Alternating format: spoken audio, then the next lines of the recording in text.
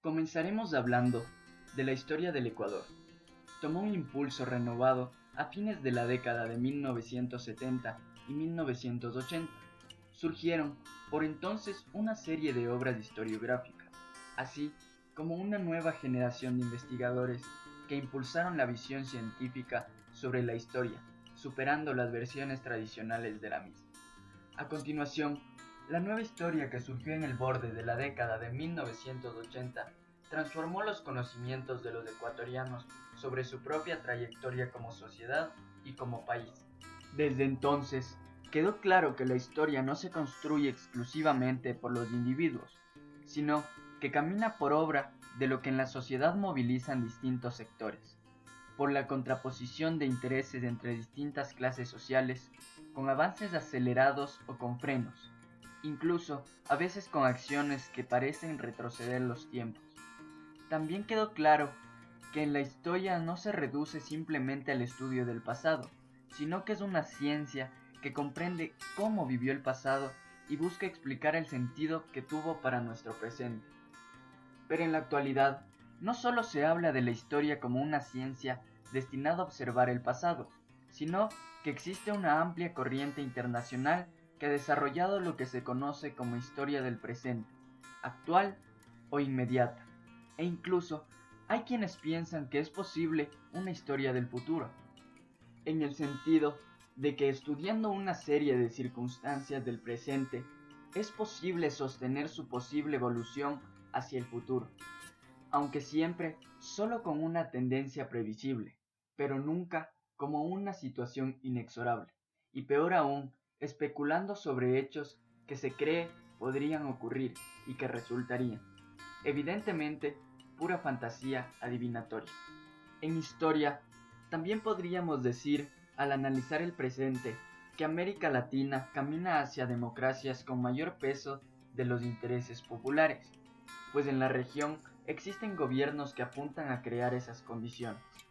Además, la historia es multifacética, ya que estudia la trayectoria social desde distintos ángulos, analiza diferentes procesos, procura explicar y comprender los tan variados ámbitos de la vida social. No existen instrumentos económicos absolutos, inevitables e irremediablemente técnicos, sino sujetos a la visión ideológica, política y social de quienes lo utilizan. Pasaremos al siguiente punto, de igual manera importante: la política económica, fundamento del sistema tributario. En sí, cuando se habla de política económica, hay que entender que ella se identifica por sobre todo con la que corresponde y se ejecuta desde el Estado, por parte del gobierno de turno en los sistemas de democracia representativa y alternativa. Para quienes adhieren a las concepciones provenientes del liberalismo clásico o a la ideología del neoliberalismo contemporáneo, el Estado debe ser apartado de la economía, no debería intervenir en la regulación de esta esfera de la vida social que está sujeto a las regulaciones propias del mercado, e incluso es necesario privatizar empresas, servicios y sectores manejados por el Estado, ya que piensan que estaría mejor en manos de empresas particulares.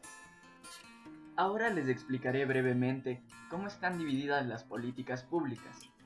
Dentro de estas políticas podemos encontrar las políticas económicas, sociales, asistenciales y las de control social. Pero dentro de las económicas se encuentran las políticas macroeconómicas, sectoriales y las políticas sobre la empresa. Ahora, hablaremos de los presupuestos del Estado. Dentro del presupuesto de ingresos están los ingresos tributarios, no tributarios y los extraordinarios. Y dentro del presupuesto de egresos podemos encontrar los gastos de consumo, gastos de transferencia y gastos de capital. En breve, entraremos a materia tributaria. Todo sistema tributario se sustenta en la legislación creada por el país de origen.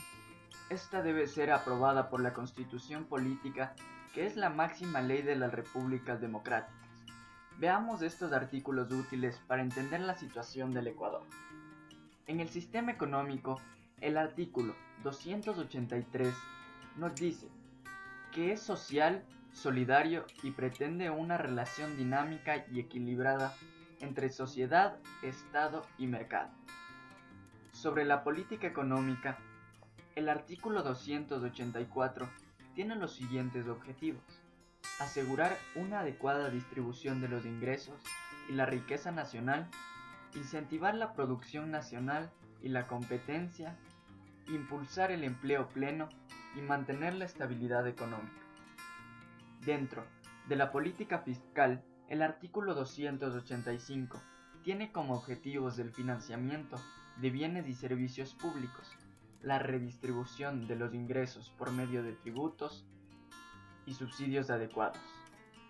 El régimen tributario se regirá por los principios del artículo 300.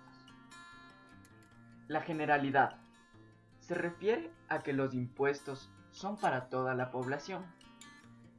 La progresividad.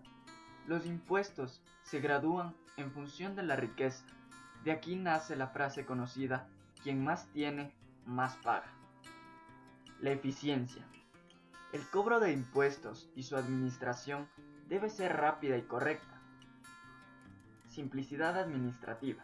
La Constitución obliga a que la administración de los impuestos sea simple, es decir, que se eviten trámites y procedimientos que afecten a todos. Y retroactividad. Este principio rige para todas las leyes y quiere decir que solo pueden regir para el futuro. Equidad. Esta supone la igualdad ante la ley. Transparencia. Los contribuyentes deben saber cuáles son, cómo se administran y en qué se emplean los impuestos. Suficiencia recaudatoria. El régimen recaudatorio no puede ser excesivo ni causar asfixia financiera. Ahora hablaremos del Servicio de Renta Interna, más conocido como SRI. Fue creado el 2 de diciembre de 1997 por la Ley 41, aprobada por el Congreso Nacional, como una entidad técnica y autónoma de derecho público, con fondos y patrimonio propio. Tiene jurisdicción nacional y su sede principal se encuentra en Quito. Esta entidad cuenta con las siguientes facultades y atribuciones: ejecutar política tributaria aprobada por el Presidente de la República, emitir y anular títulos de crédito, notas de crédito y órdenes de cobro e imponer sanciones conforme a la ley. Ahora hablaremos sobre los tipos de tributos que existen en Ecuador. Número 1. Los impuestos. Son tributos que cobra el Estado a los contribuyentes de manera común, general y obligatoria. Les nombraré 3 de los impuestos principales: impuesto a la renta, impuesto al valor agregado e impuesto a consumos especiales.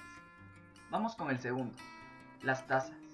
Son tributos que pagan los contribuyentes que se benefician de ciertos servicios públicos y son obligatorios para quienes reciben estas prestaciones. Por último, las contribuciones especiales o de mejora.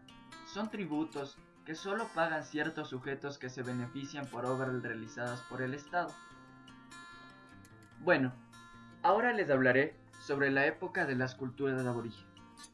Entre estas, los periodos más importantes, vistos desde una perspectiva socioeconómica, son los siguientes. Periodo de recolección, caza y pesca, 20.000 antes de nuestra era hasta 4.000 antes de nuestra era. Periodo agrícola, 4.000 antes de nuestra era hasta 500 antes de nuestra era. Periodo agrícola, de excedentes, 500 antes de nuestra era hasta 500 de nuestra era. Periodo de expansión agrícola y comercial, 500 hasta 1500 de nuestra era. Es evidente que en las condiciones de desarrollo histórico de los 4 periodos básicos presentados, no es posible hablar de impuestos como lo hacemos en el presente. A continuación, el Incario y el Tahuantinsuyo. Los investigadores consideran que el Tahuantinsuyo se consolidó en la forma imperial y bajo un claro sistema económico y social, el cual ha sido bautizado como modo de producción andino.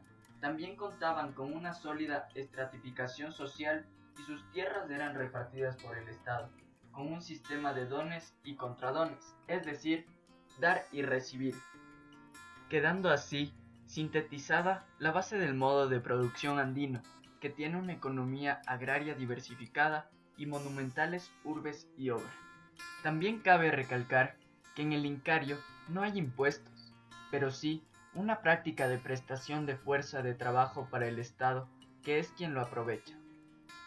Luego de todo esto, vendría la época colonial. El coloniaje americano fue la contraparte del mercantilismo europeo, tiempo en el cual Europa transitó del feudalismo al capitalismo, y con esto al mercantilismo. Sobre esta base se dio inicio a la vida colonial, que desde la perspectiva económica atravesó tres grandes momentos. Primero, el siglo de la desestructuración. Segundo, el siglo obrajero textil.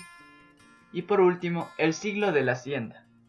Después de que la minería perdiera significado desde mediados del siglo XVII, la corona afirmó otros impuestos, entre los cuales se destacan estos: almojarifazgo, la sisa, las lanzas, alcabala, el diezmo, los estancos, el tributo indígena o impuesto a los indios, y por último, los impuestos e ingresos especiales.